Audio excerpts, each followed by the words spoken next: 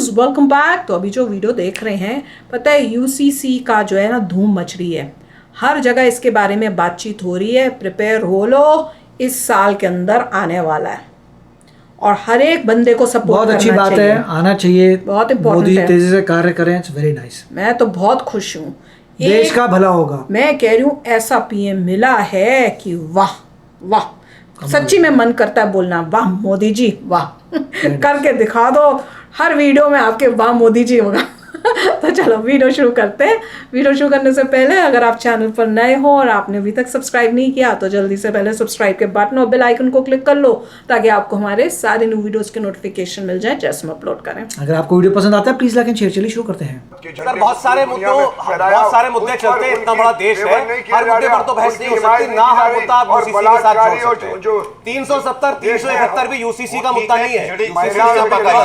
एक सेकंड, लेकिन आपने अपनी बात शुरुआत करते हुए क्योंकि एक धार्मिक हवाला दिया था और आपने ये कहा कि कम से कम इस्लाम के अंदर महिलाओं को पूरे हक दिए गए और पूरी दुनिया में ऐसा कोई सिस्टम नहीं है, कोई कानून नहीं है जहां महिलाओं को इतना दर्जा दिया गया हो, उनके हकों को इतना सुरक्षित रखा गया हो। मैं इस पर आगे बढ़ना चाहता हूं। मतलब समाज में कहीं, कम से कम मुस्लिम समाज में कहीं कोई डिस्क्रिमिनेशन नहीं है। जो लोग ये कहते हैं कि ये इंसाफ दिलाने के लिए यूसीसी जरूरी है, तो वो ये कह रहे हैं हम तो प्रॉपर इंसाफ, पूरा इंसाफ दे रहे हैं। हमारे ऐसी गुंजाइश ही नहीं है कि आप कोई सुधार करें। औरत बन के रहो फिर पता चलेगा।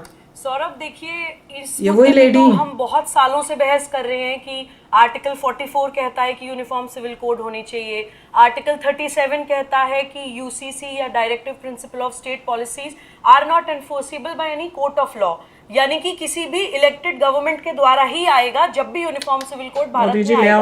तो ये किसी पार्टी का मुद्दा नहीं है, ये हमारे संविधान का मैंडेट है कि भारत के हर नागरिक पे समान नागरिक संहिता लागू होनी चाहिए। मैं इस चीज से हटके कुछ बात करना चाहती हूँ क्योंकि आपने बहुत अच्छा किया कि आज पैनल में सभी लोग मुस्लिम पैनलिस्ट्स हैं और मैं एज अ फीमेल एक्टिविस्ट जब मैं मुस्लिम बच्चियों की बात करती हूँ, मैं आप लोगों से कहना चाहती हूँ थोड़ी देर के लिए भूल जाइए व्यक्ति, संगठन, पार्टी भूल जाइए, साइड में रखिए। अपने घर को, अपने समाज को साफ करने की जिम्मेदारी इंसान की खुद की होती है।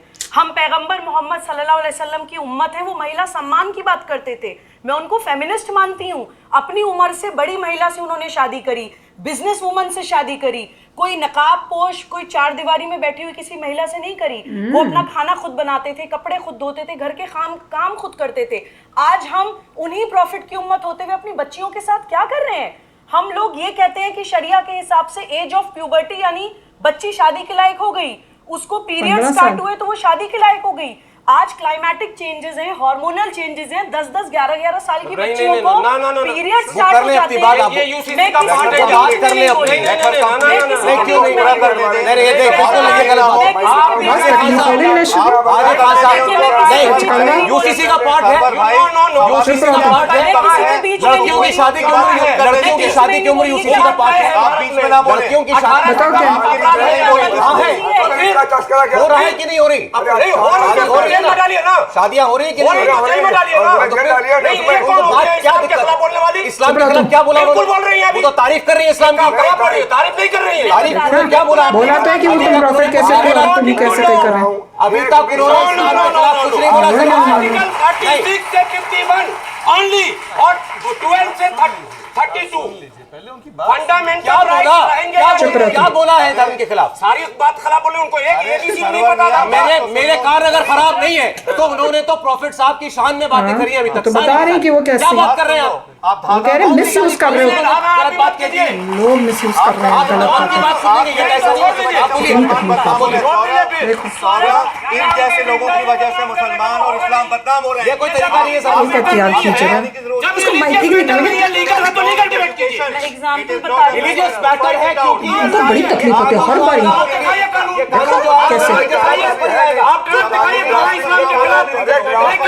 बताओ एज क्या है, फिर क्या एज है? आप लोग ये कह रही है कि इस्लाम को हर बार बात कर दिया। कितनी तकलीफ हो, खुद बोले तो ठीक है, कुछ भी बोल रहे हैं। आप उस पार्टी को क्यों नहीं बुलाते? विरोध कर रहा है। चिल्लाइए मत सरवर साहब। क्या सोचेंगे आपको? आप निकल के जाओ। ठीक है, जा रहे हैं। कोई बात गुड नहीं। गो गेट आउट। आपको गेट अगवा आउट। करके लाए थे क्या? नहीं मंगवा के लाए तुम थे इधर बिल्कुल। अगवा पता करके लाए थे चले क्या? बिल्कुल मैंने कह दिया था कि सुबह ही रहेंगी तो मैं नहीं रहूंगा। ठीक है, आप जाइए, कोई बात नहीं, जाइए। तभी तो बोलती जो बंद होती है तुम्हें सच्चाई कड़वी। कोई दिक्कत नहीं है, बीवी को इस कोई प्रॉब्लम नहीं है। गाड़ी देने वाला बना किसी ने गाली नहीं दी, कोई नहीं दी है झूठे। हाँ तुम लोगों को आने की जरूरत ही नहीं है। अब तुम्हारी बोलती बंद होगी, वो टाइम चलेगा। जो गलत है सो गलत है। इन्होंने कुछ गलत बोला? नहीं बोला। गलत बोला, मुझे बताइए, गलत क्या बोला बताइए। जाओ जाओ। गुलाम सरवर, तुम लोगों ने वुमेन को मिसयूज किया हुआ है। आपके पास जवाब नहीं है, आप जाइए यहाँ से, जाइए आप यहाँ से। एक औरत के सवालों का सामना नहीं कर सकते, नहीं कर सकते आप। बहुत अच्छा बोला, एक औरत के सामने लेकिन हाँ, आप रिस्पेक्ट ही नहीं करते तो। गाली नहीं दी, कोई गाली नहीं दी उन्होंने, नहीं दी। वो तो बड़ी प्यार से बता रही थी। इस्लाम के आपने अच्छा जाओ, हमें सुनना दो, तुम जाओ। जो इनके मन का हो बोले, जिसका जवाब इनके पास नहीं है वो सवाल वही ना तो। पूछे। कौन होते हैं ये, कौन होते हैं ये? सच बात तो मैं नहीं फिर ऑन होती रिकॉर्ड इनसे। कह रहा हूँ, स्टूडियो के अंदर 50-70 ऑडियंस बैठी है। नहीं, मैं बिल्कुल क्लियर सर, ये बिल्कुल क्लियर बात जानी चाहिए।